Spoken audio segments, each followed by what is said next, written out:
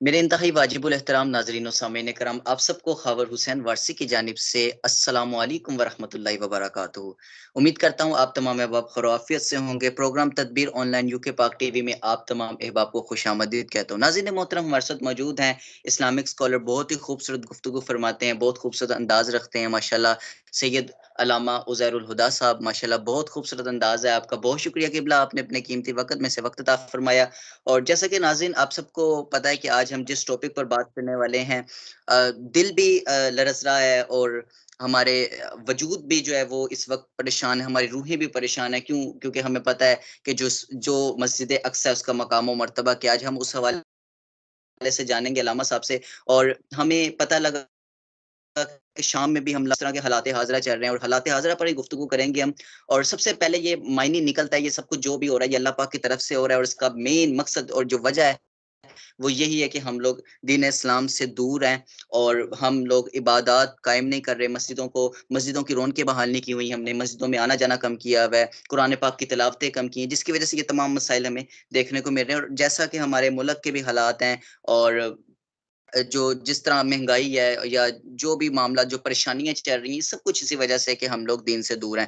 قبلہ علامہ صاحب بہت شکریہ، سب سے پہلے آپ نے اپنی قیمتی وقت میں سے وقت عطا فرمایا۔ ہمیں بتائیے گا کہ جو حالات حاضرہ چل رہے ہیں اس پر گفتگو فرمائیے گا، دین اسلام کی روشنی میں ہمارا اسلام کیا کہتا ہے، ہمیں کیا کرنا چاہیے، اور مسجد اقصی جو بڑی ایک تعظیم والی جگہ ہے اور مسجد ہے، سب سے پہلے تو اس کا مقام و مرتبہ آپ بتائیے گا کہ اسلام کی روشنی میں، دین اسلام کی روشنی میں آقا صلی اللہ علیہ وسلم نے اس کے حوالے سے کیا فرمایا ہے، اس کا مقام و مرتبہ کیا، اور حالات حاضرہ کے حوالے سے ذرا تھوڑی سی گفتگو فرما کر ہماری اور ہمارے ناظرین کی اصلاح فرما دیجیے۔ بسم اللہ۔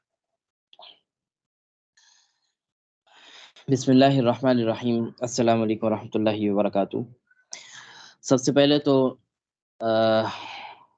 آپ کی کرم نوازی اور آپ کے توسط سے آپ کے چینل کی، کہ آپ نے مجھے اس ناچیز کو، اس عظیم موضوع کے اوپر گفتگو کرنے کا موقع دیا۔ اللہ تعالی ہماری اس گفتگو کو حق اور سچائی کے ساتھ کروائے، اور آمین۔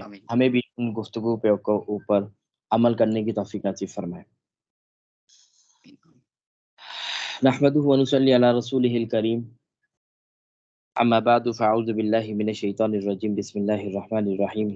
قال الله تبارك وتعالى في القرآن المجيد: سبحان الذي أسرى بعبده ليلا من المسجد الحرام إلى المسجد الأقصى الذي باركنا حوله لنريه من آياتنا، صدق الله العظيم۔ قال النبي صلى الله عليه وسلم: المسلم كجسد واحد، وقال عليه السلام: الكفرة ملة واحد، او كما قال علیہ الصلوۃ والسلام۔ اللہ تبارک و تعالیٰ نے مسجد اقصی کے حوالے سے قرآن مجید میں سورۃ الاسراء باقاعدہ نازل فرمائی، اور ابتدا ہی اسی آیت سے فرمائی کہ سبحان الذی اسریٰ بعبدہ لیلا من المسجد الحرام الی المسجد الاقصی۔ چند مساجد ہیں جس کا ذکر قرآن مجید میں آتا ہے، ان میں سے ایک مسجد حرام ہے، مسجد نبوی ہے، مسجد قباء ہے، اور اسی طرح ایک بابرکت مسجد اقصی کا ذکر قرآن مجید میں جگہ جگہ پہ آتا ہے۔ تو اللہ تعالیٰ تبارک و تعالیٰ فرماتے ہیں کہ برکت والی ذات ہے جس نے مسجد حرام سے لے کر مسجد اقصی تک جناب نبی کریم صلی اللہ علیہ وسلم کی سیر کروائی، اور ایک مکمل واقعہ ہے، ہر بچہ ہر شخص جانتا ہے معراج کا واقعہ، کہ کتنی خوبی انداز سے اللہ تعالیٰ نے اس واقعے کو پورا فرمایا، اور آپ صلی اللہ علیہ وسلم مسجد حرام سے پھر مسجد اقصی تک تشریف لے گئے، پھر وہاں سے آسمان کا سفر ہوا حضرت جبریل علیہ السلام کے ساتھ، پھر وہاں کے سارے معاملات ہوئے۔ پھر یہ مقام، یہ شرف بھی حضرت رسول صلی اللہ علیہ وسلم کو جو ملا، امام الانبیاء کا وہ لقب بھی یہیں سے ملا۔ جناب نبی کریم صلی اللہ علیہ وسلم نے جب تشریف آوری ہوئی، جب پورا سیر ہو گیا، جس مقصد سے بلایا تھا وہ مقصد پورا ہوا، تو ہر آسمان پہ ہر نبی سے ملاقات ہوئی، تو جب وہ واپسی آئے تو سارے نبی آپ صلی اللہ علیہ وسلم کے ساتھ ہو گئے، اور باقاعدہ فجر کی نماز آپ صلی اللہ علیہ وسلم نے مسجد اقصی میں پڑھائی، اور تمام انبیاء علیہ السلام نے آپ صلی اللہ علیہ وسلم کی ابتدا میں نماز فجر ادا کی، اور وہ مقام کیا تھا؟ مسجد اقصی تھا۔ یہیں سے آپ صلی اللہ علیہ وسلم کو لقب ملا امام الانبیاء، کہ یہ آپ صلی اللہ علیہ وسلم تمام انبیاء کے کیا ہیں؟ امام ہیں۔ دیکھیے خاور بھائی، بات یہ ہے کہ مسجد اقصی کی تاریخ کوئی آج کی نہیں ہے، یہ بہت پرانی تاریخ ہے، بلکہ تاریخ کی کتابوں میں اور جی جی احادیث میں نظر ملتا ہے کہ مسجد حرام اسلام کی سب سے پہلی مسجد ہے، اور دوسری بننے والی مسجد مسجد اقصی ہے۔ جی تو بے یہ شک بالکل تاریخ اس چیز کی گواہ ہے کہ مسجد اقصی کی تاریخ کوئی آج کی نہیں پرانی، بلکہ حضرت آدم علیہ السلام سے لے کر آج تک اور قیامت تک اس کی تاریخ جو ہے وہ بڑی روشن ہے، اور بڑی کتابوں میں بلکہ اس سے جڑی ہوئی ہے۔ یہ مسجد جی اقصی بے شک صرف اس کا دل صرف مسلمانوں کے ساتھ قبلہ نہیں جڑا ہوا۔ سے اس کے حوالے سے تھوڑا یہ بھی بتائیے گا کہ مسجد اقصی کے حوالے سے نبی پاک نے کیا فرمایا تھا کہ یہ جب فتح ہونے کے حوالے سے یہ تھوڑا سا بھی بتائیے گا ہمیں کہ اس کے حوالے سے کیا حضور صلی اللہ بالکل، میں اس طرف آتا ہوں آپ کی باتوں کی طرف، انشاءاللہ میں انشاءاللہ کوشش کروں گا چند منٹوں میں ساری بات میں سمیٹوں۔ تو میں ذرا ہم اس کو یہ بھی پتہ ہونا چاہیے کہ ہم جس کی بات جی کر جی رہے ہیں اس کا مقام و مرتبہ کیا ہے۔ اگر جب تک اس کا مقام و مرتبہ بے نہیں شک پتہ بے چلے شک گا، بے اس کی شک بے شک امپورٹنس ہمارے دل کے اندر نہیں آئے گی۔ تو یہ مقام، یہ مسجد اقصی جی ایک بالکل ایسا مقام ہے، ایسی مسجد ہے جو مسجد حرام کے بعد، اگر مسجد نبوی کے بعد اگر کوئی تیسری مسجد اگر مقام پہ آتی ہے، افضل ترین مساجد کہلاتی ہے، تو مسجد اقصی ہے۔ اور واہ واہ اس اس مسجد کے ساتھ صرف مسلمانوں کا دل نہیں، بلکہ اگر اس مسجد کے ساتھ تو یہودی بھی اس کو ایک معزز جگہ سمجھتے ہیں، عیسائی بھی اپنے اعتبار سے اس کو معزز جگہ سمجھتے ہیں، اور مسلمانوں کے لیے تو ہے ہی مسجد، ہو ہے ہی مسلمانوں کا واہ، گھر۔ بے شک تو یہ مسجد اقصی، یہ آج سے نہیں بلکہ بہت عرصہ پہلے سے اس کے اوپر چیزیں ہوئی ہیں، بہت سے لوگوں نے قبضے کیے ہیں، 2 دفعہ اس کے اوپر قبضے ہو چکے ہیں۔ آخری مرتبہ جو قبضہ ہوا اس کو پھر چھڑایا صلاح الدین ایوبی نے، جو اس کے اوپر معاملہ ہوا، پوری ایک جنگ ہوئی، دوسری جنگ عظیم، پھر اس کے بعد سے آج تک وہ پھر دوبارہ سے یہودیوں کے پاس ہے۔ یہودی کا یہ نظریہ ہے کہ یہ جو مسجد اقصی ہے، دراصل یہ ہمارے جو خدا، جن کو وہ دجال کو اپنا خدا مانتے ہیں، وہ کہتے ہیں کہ یہ ہمیں قیامت سے پہلے دجال کا یہ ہر کوئی جانتا ہے کہ ظہور ہوگا، یہ حقیقت ہے۔ تو وہ اس بارے میں کہتے ہیں کہ یہ مسجد اقصی سے ان کا ظہور ہوگا، اور ہم ان کو باقاعدہ استقبال کریں گے، نعوذ باللہ مسجد اقصی کو گرا کر اس کی جگہ پر اس کی سلطنت بچھائیں گے۔ اور آج یہ اسی وقت سے یہ آج تک کوشش میں لگے ہوئے ہیں کہ ہم کسی طرح مسجد اقصی کو گرائیں اور نعوذ باللہ اس کو ختم کریں، اور اپنے خدا جو دجال ہے اس کے لیے ویلکم کی تیاری کریں۔ اسی طرح سے لگے ہوئے ہیں۔ حضرت عیسائی جو ہیں، عیسائی کا بلیف یہ ہے کہ وہ اس بارے میں کہتے ہیں کہ حضرت عیسیٰ علیہ السلام کا ظہور بھی یہیں سے ہوگا، تو اس لیے وہ اس کو ہوں معزز سمجھتے ہیں۔ تو یہاں ہوں مسلمانوں کو بھی یہ بات ملتی ہے کہ حضرت عیسیٰ کا ظہور یہیں سے ہونا ہے، اور پھر حضرت مہدی علیہ السلام کا بھی ظہور ہے۔ پھر یہ جی جی ساری جی بالکل چیزیں جو قیامت سے قبل ہونے والی ہیں، اور قیامت کی بڑی بڑی نشانیوں میں سے آپ نے جو عرض کیا کہ جی جی آپ صلی اللہ علیہ وسلم نے کیا اس کے بارے میں ارشاد فرمایا، تو دیکھیں قیامت سے قبل بڑی ہوں نشانیوں میں سے ایک بڑی نشانی یہ بھی ہے کہ مسجد اقصی مسلمان آزاد کروائیں گے۔ 2 مرتبہ واہ قید ہو چکا ہے، 2 مرتبہ اس کے اوپر جنگ ہو چکی ہے، اور تیسری مرتبہ انشاءاللہ مسلمانوں کی ایک لشکر اٹھے گا اور جو اس کو آزاد کروائے گا۔ جی اللہ کے ایک طویل حدیث ہے۔ کیا یہ لگتا ہے کہ اسی وقت میں کیا یہ لگ رہا ہے جس طرح کے تو کیا یہ وہی وقت لگ رہا ہے اس کی نشانیوں میں سے دیکھیں جو حضور صلی اللہ علیہ وسلم نے فرمایا کہ جس طرح کے ہمارے اس وقت کے حالات ہیں، کیا یہ لگ رہا ہے کہ اس وقت وہ آزاد ہو؟ لیکن اس حوالے سے یہ تو اتنا حتمی نہیں کہا جا سکتا کہ یہ وہی حالات بن رہے ہیں، لیکن حالات وہی پیدا ہونے جا رہے ہیں۔ جیسے آپ جی صلی اللہ علیہ وسلم نے ارشاد فرمایا تھا کہ خراسان سے ایک لشکر اٹھے گا، اور اس کی ایک قوم اٹھے گی، اور اس کے خلاف اس کے اوپر جنگ لڑے گی اور اس کو فتح دلوائے گی۔ اب خراسان اس دور میں، آج کے دور میں جو خراسان کے علاقے لگتے ہیں، وہ کچھ حصہ پاکستان جی کا لگتا ہے، کچھ حصہ ایران کا لگتا ہے، اور کچھ حصہ افغانستان کا لگتا ہے۔ تو سمجھے مشرق سے ایک قوم اٹھے گی، ایک لشکر اٹھے گا جو اس کے لیے آزادی کی جنگ لڑے گی، اور ان کا جو علم ہوگا، ان کا جھنڈا ہوگا، جو کالا سیاہ ان کا جھنڈا ہوگا۔ اور مسلمانوں کو یہ دوبارہ سے یہ آزادی دلائیں گے. یہ قیامت کی آخری نشانیوں میں سے. اور یہاں تک حدیث میں یہ بھی آتا ہے کہ حضرت عیسیٰ علیہ السلام کے ظہور اور حضرت مہدی علیہ السلام کے ظہور کے بعد یہ کام ہوگا، یہ معاملات ہوں گے. تو اچھا بظاہر دیکھنے میں تو اس میں کافی عرصہ ہے، لیکن اللہ جی تبارک و بالکل تعالیٰ نے یہ کام کروانا ہے. ہماری قسمت، ہم ناچیز، بالکل ہم بالکل گناہگار لوگوں کی کیا قسمت جاگ جائے کہ ہم اس لشکر میں شامل ہو جائیں. لیکن کوئی نہ کوئی ایسے لوگ اٹھیں گے، ایک مرد مجاہد ایسے اٹھیں گے کہ وہ اس کی جنگ میں لڑیں گے. یہ کروانا ہے اللہ تعالیٰ، کیونکہ اسلام ہمیشہ غالب رہے گا. اسلام مغلوب ہونے کے لیے آیا ہی نہیں، ہمیشہ بے غالب رہے گا. شک بے شک بے شک بلکہ بے شک بے کوئی شک بے جتنے بھی مسلمان جو اسلام کے ماننے والے ہیں وہ سارے بھی کافر ہو جائیں تو اسلام ہمیشہ غالب ہی رہے گا. بے شک تو یہ معاملہ ہونا ہے. لیکن اس طرح کے جو حالات بنتے ہیں، اس طرح کے جو معاملات آتے ہیں جو اسرائیل کی طرف سے یا جی دوسرے لوگوں کی طرف سے، اس طرح کے معاملات میں یہ دراصل اللہ تبارک و تعالیٰ مسلمانوں کا امتحان لیتے ہیں کہ ان ہاں بے شک مسلمانوں کے اندر دم شم ہے یا نہیں، وہ اسلام پر ہے یا نہیں ہے.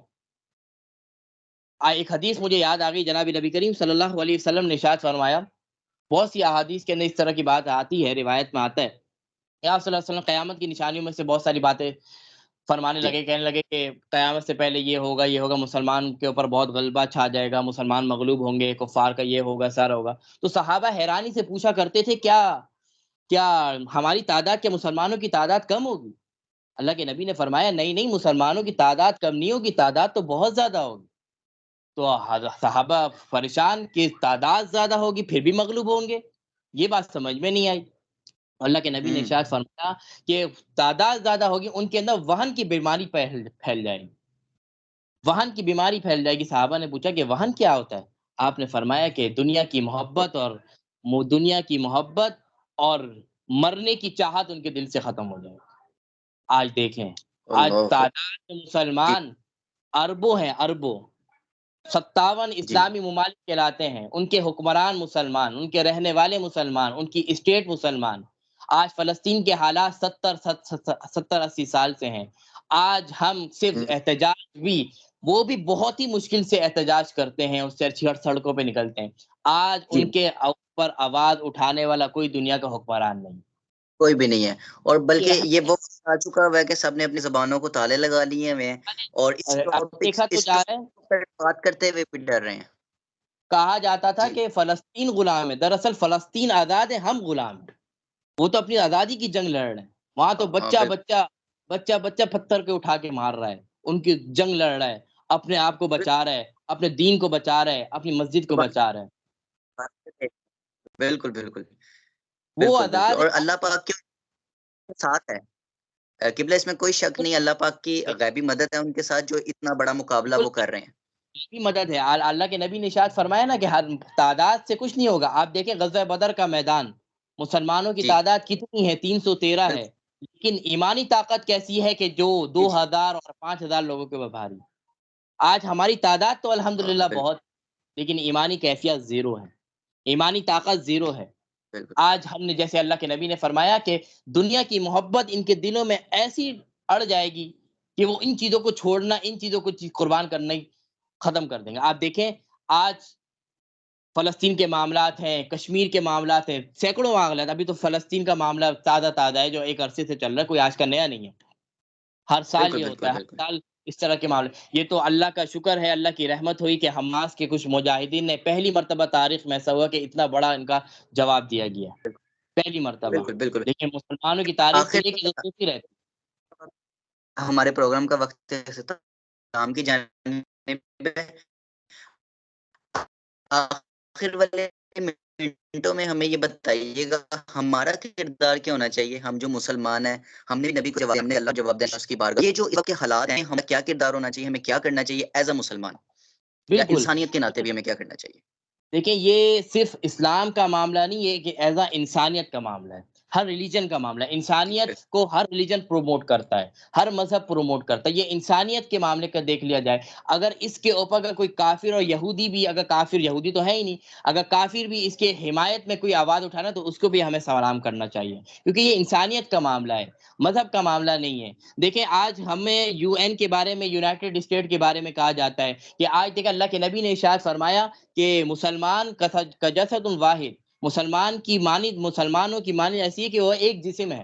اگر آنکھوں میں تکلیف ہوتی ہے تو پورے جسم میں تکلیف ہوتی ہے، اگر آنکھیں خراب ہو تو پورا جسم درد کرتا ہے، سر میں درد ہو تو ایسا نہ ہو، ایسا نہیں ہوتا کہ صرف سر میں درد ہو بلکہ پورا جسم ڈسٹرب ہو جاتا ہے۔ تو مسلمان کی دوسری مسلمان کی مانند ایسی ہے کہ اگر کوئی مسلمان پریشان ہے تو دوسرے مسلمان کو تڑپنا چاہیے اس کی پریشانی میں۔ آج ہمارا کردار یہ ہونا چاہیے کہ سب سے پہلے اپنے اولادوں کو اس کی ان چیزوں کے بارے میں بتائیں۔ آج ہماری اولاد ان چیزوں کے بارے میں جانتی ہی نہیں ہے، قبلہ اول کے بارے میں جانتی ہی نہیں ہے، کیونکہ اگر ہمیں جنگ نہیں تو آگے جو جنگ ہونے والی ہے ہماری نسلوں کو جنگ لڑنی ہے۔ اگر ان نسلوں کو ہم اگر تیار نہیں ہاں کریں گے تو ہم کیا کریں گے؟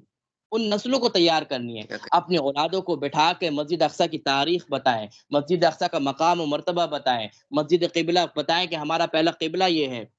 پھر اس کے بعد اپنی استطاعت کے مطابق جو کر سکتے ہیں کریں، احتجاج کر سکتے ہیں، مسلم حکمرانوں کو جگانے کے لیے جو کر سکتے ہیں۔ آج دیکھیں ہم اتنے چیزوں کے اندر پیچھے ہیں کہ ہم آج ایک ایسا پلیٹ فارم بھی نہیں بنا سکے کہ جہاں پر ہم اس کا احتجاج ریکارڈ کروا سکیں سوشل میڈیا پہ۔ آج ہم فیس بک جو یوز کرتے ہیں، اگر اس کے اوپر کوئی اس طرح کی بات کر دیں تو ہمارے پیج کو اسٹرائک مل جاتی ہے، ہمارے پیجز بند ہو جاتے ہیں۔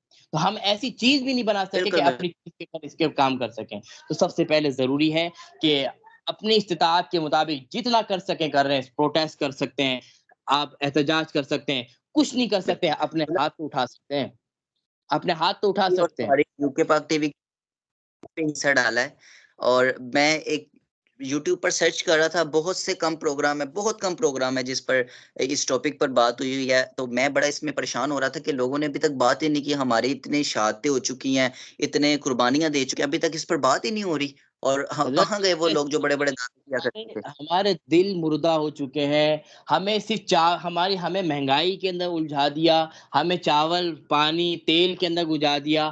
یہ بھی ایک باقاعدہ ان کی سازش ہے کہ مسلمانوں کو ان چیزوں میں الجھا کے رکھو کہ دوسری طرف ان کی جی نظر ہی نہ ہو۔ یہ بھی ان کی سازشوں میں سے ایک سازش ہے۔ آج ہمارا ایمان چند طبقہ جو بالکل بالکل آواز ٹھیک کہا اٹھا آپ نے، بھی رہا ہے، بالکل جو طبقہ آواز اٹھا بھی رہا ہے اس کے خلاف بھی لوگ کھڑے ہو گئے کہ صرف آواز اٹھانے سے۔ بھائی جو اٹھا رہے وہی کر لیں آپ تو کچھ نہیں کر سکتے۔ آج بڑے بڑے دانشور بیٹھے ہیں اور لکھ رہے ہیں، کالم میں لکھ رہے ہیں کہ اسلام ہمیشہ امن کی تعلیم دیتا ہے، امن کی تعلیم دیتا ہے، جنگ کی تعلیم نہیں دیتا۔ میرے بھائی ہم بالکل اسلام امن کی تعلیم دیتا ہے، لیکن جب وہی اسرائیل جب فلسطین کے اوپر جنگ کر رہا ہوتا ہے، جب مار رہا ہوتا ہے تو اس وقت ہمیں امن یاد نہیں آتا۔ جب لڑنے کا وقت ہے، جب جنگ یاد کرنے کا وقت ہے، جب آواز اٹھانے کا وقت ہے تو ہمیں اسلام کا امن کا پیغام نظر آتا ہے۔ تو ہمارے لیے ضروری ہے۔ آج بالکل دیکھیں اللہ کے نبی نے ایک اور بات ارشاد فرمائی کہ الکفرۃ الملت واحدہ، یہ جو جتنا بھی کفری نظام ہے یہ ایک ملت کے واحد ہیں، کہیں جمع ہوگا یہ آپ کے کبھی دوست نہیں ہو سکتے۔ کسی موقع کے اوپر یہ بالکل اکٹھا ہو جائیں گے، مسلمانوں کے خلاف ہو جائیں گے۔ لیکن مسلمان کی حیثیت یہ ہے کہ آج ہم چھوٹے چھوٹے مسلکوں کے اندر، چھوٹے چھوٹے طبقوں کے اندر بٹے بالکل ہوئے ہیں، اس کی طرف توجہ ہی نہیں ہے، فرقہ واریت پھیلے۔ یہ موقع سارے اپنے مذہبی اختلاف، اپنے مسلقی اختلاف کو دور کر کے ایک واحد ایک مٹھی ایک لشکر بن کر ان کے خلاف بھرپور اعلان کرنے کے احتجاج کرنے کا وقت ہے۔ خصوصاً میرا پیغام دنیا کے حکمرانوں سے ہے، پاکستان کے حکمرانوں سے، افواج پاکستان سے، 57 ممالک کی کنٹریز کا نام ان سے ہے کہ کم از کم آپ تو بہت کچھ کر سکتے ہیں۔ آج ہمارا مسلمان، آج جب اعلان ہوا کہ میکڈونلڈ جو ہے وہ اس کو باقاعدہ سپورٹ کرے گا اسرائیل کو، ان کے لیے کھانے بنائے گا، آج کا مسلمان میکڈونلڈ نہیں چھوڑ سکتا۔ آج کا مسلمان صرف پیپسی اور کولڈ ڈرنک نہیں چھوڑ سکتا ہے اس کی۔ ہم اس مقام پہ پہنچ گئے۔ تو بہت ضروری ہے کہ اپنے اعتبار سے جتنی آواز بلند کر سکتے ہیں، جتنا احتجاج کر سکتے ہیں، کم از کم دعائیں تو کر سکتے ہیں، اپنی نمازوں کے اندر گڑ گڑا کر چھوٹے چھوٹے بچوں کے لیے مانگے، اللہ تعالیٰ انشاءاللہ آپ کی دعاؤں کو قبول فرما کر لے گا۔ इंशाल्लाह, आमीन आमीन। और सबसे बड़ा हथियार ही मोमिन के पास जो है वो दुआ का है, और हम दुआ भी कर रहे हैं और अपनी कोशिश भी कर रहे हैं। तो नाज़रीन, आपने भी कोशिश करनी है। अगर आप कुछ भी नहीं कर सकते तो कम से कम ये पैगाम जो हज़रत अल्लामा साहब ने दिया, इस्लामिक स्कॉलर, इतनी खूबसूरत बात की आपने, जो पैगाम दिया इसको तो आगे शेयर कर सकते हैं आप। ये थोड़ा-सा अपना हिस्सा डालें। और क़िबला, आखिर में ये बात बताइएगा वो ज़ुल्म के हवाले से भी, कि जो ज़ुल्म को देख रहा है या बर्दाश्त कर रहा है, वो भी जो जिस तरह हम कर रहे हैं, सब कुछ देख रहे हैं और बोल नहीं रहे, तो अगर वो ये इसका गुनाह क्या और इसके हवाले से क्या हदीस आती है, उसके हवाले से भी आखिर में पैगाम दे दें। बिल्कुल, हम बहैसियत मुसलमान हम गुनाहगार होंगे कि अगर हमारे दिल के अंदर उनकी तकलीफ़ का एहसास नहीं है। अल्लाह के नबी की हदीस है कि कामिल कि इस्लाम की 3 निशानी है कि जब इस मुसलमान वो होता है, सबसे आला मकाम ये है कि जब कहीं देख रहा है, कहीं बुराई हो रही है, जंग हो रही है, ज़ुल्म हो रहा है, तो अपने हाथों से रोक दे। अगर हमारी ताकत अगर हाथों से रोकने की नहीं है, तो कम से कम ज़बान से उसके खिलाफ बोले, और अगर ज़बान से भी नहीं बोल सकता, तो कम से कम दिल में तो उसको बुरा जाने। लेकिन आज हम बहैसियत इतने लापरवाह, इतने इस्लाम से दूर हो गए कि हमारे दिलों के अंदर भी वो एहसास हो, हमारे सारे फंक्शन चल रहे हैं, हमारे सारे क्रिकेट मैचेस चल रहे हैं, हमारा सब वर्ल्ड कप चल रहा है, सब कुछ चल रहा है, हमारे ड्रामे, फ़िल्में सब चल रहे हैं, हमारे दिल के अंदर ज़र्रा बराबर भी वो नहीं है। अगर कुछ है भी तो इस वीडियो शेयर करके हम समझ लेते हैं हम पक्के मुसलमान हैं। इससे नहीं होगा, इससे नहीं होगा, बज़ाहिर इससे नहीं होगा। अपने आप को दीन से करीब करें, अपने आप को नमाज़ों से करीब करें और नमाज़ों में अपने रब को मनाएँ। अपने हो सकता है मेरे किसी गुनाह की वज़ह से उनके ऊपर अज़ाब आ रहा हो, उनके लिए माँगे, उनके बच्चों के लिए माँगे, मज़लूमीन के लिए माँगे, और जितनी हद तक जितना आप कर सकते हैं, वो करें। वो आपकी जान के एतबार से हो, आपके माल के एतबार से जितना कर सकें, बहुत ज़रूरी है। क्योंकि कल क़यामत के दिन यही चीज़ जो है हमें, जब वरना हमारे पास कुछ नहीं है हमारे दामन में, यही वो चीज़ है हमें जो निजात का बाइस बन सकती है। बिल्कुल, बहुत शुक्रिया क़िबला अल्लामा साहब, आपने अपने कीमती वक़्त में से वक़्त अता फ़रमाया, हमारी इस्लाह फ़रमाई, हमारे नाज़रीन की इस्लाह फ़रमाई। और नाज़रीन, आपका भी बहुत शुक्रिया, यूके पाक टीवी की टीम का बहुत शुक्रिया। इंशाअल्लाह अगले प्रोग्राम में तदबीर ऑनलाइन में नए मौज़ू के साथ कोशिश करेंगे, अब इसी मौज़ू पर रहें हम, और ज़्यादा से ज़्यादा हम अपनी भी इस्लाह करें और लोगों की भी लोगों तक भी पैगाम पहुँचाएँ। तब तक के लिए अपने मेज़बान ख़ावर हुसैन वारसी को इजाज़त दीजिए। अस्सलामु अलैकुम व रहमतुल्लाहि व बरकातुहू। वालेकुम सलाम।